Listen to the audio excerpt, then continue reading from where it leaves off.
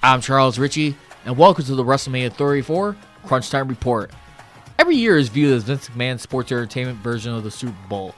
For many years, the event has been packed with glitz, celebrities, showstoppers, featuring slams heard around the world, champion versus champion, climbing the ladders to success, brother versus brother, streaks being started and coming to an end.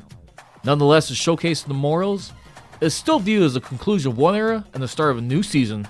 The Mercedes-Benz Superdome was packed with 78,133 strong.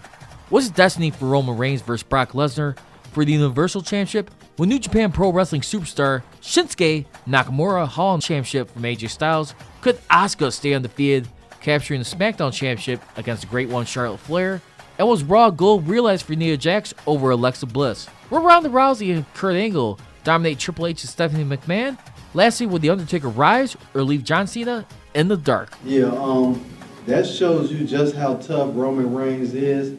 But Brock Lesnar, like I stated before in the previous show, he's a true warrior, and I expected him to come out victorious. And as I watched him in the ring, it showed that he is one of the top WWE superstars, and he's going to be one of the top superstars for shows to come. So pretty much it's got to signify an extension for him. A lot of people may have thought he was going to UFC. What's next for Brock Lesnar? I haven't spoke with Brock Lesnar personally, so I don't know. I'm pretty sure he's going to do what's best for him and his family, him and his brand. Either way, he's going to be a number one show wherever he go, and I wish him the best of luck. Also in our championship match, this was AJ Styles versus Shinsuke Nakamura. That was a good one. So finds a way to hang on to it against Nakamura. But Nakamura does a heel turn after presenting the belt to Styles. Your thoughts? I think I called this one out too, Charles. AJ Styles, he's one of the top WWE talents. And at WrestleMania, I didn't think he was going to go out like that. So he brought his A game, and it showed. It was a wonderful match. I enjoyed watching the match from the start to finish. As Seth Rollins becomes new Intercontinental Champion, defeating not only the defending champion, The Miz, and Finn Balor. Your thoughts? That was one of the few matches that I've seen in a long time that just made me go, wow. Charles, it was exciting. You was there, I was there, and from the opening to the end, those guys competed hard. We also have Nia Jax defeating Alexa Bliss for the Raw Women's Championship. And also Charlotte Flair probably had arguably one of the best entrances of the night. Holds on to her title, her SmackDown Championship against Asuka, who was undefeated, gets her first loss of the night. Which one were you most impressed by out of those two? Charlotte Flair. She gets the flair from, her daddy. So, hey, you don't expect nothing else when you got that DNA and pedigree and that lifestyle. Speaking of taking care of business, couldn't have this WrestleMania complete without the return of the dead man. Many people thought he hung it up for good. Last year's WrestleMania comes back, answers John Cena's challenge, answers the bell for the dream match, destroys him in 3 minutes. He's back. I don't think WWE would have had it any other way. How about you?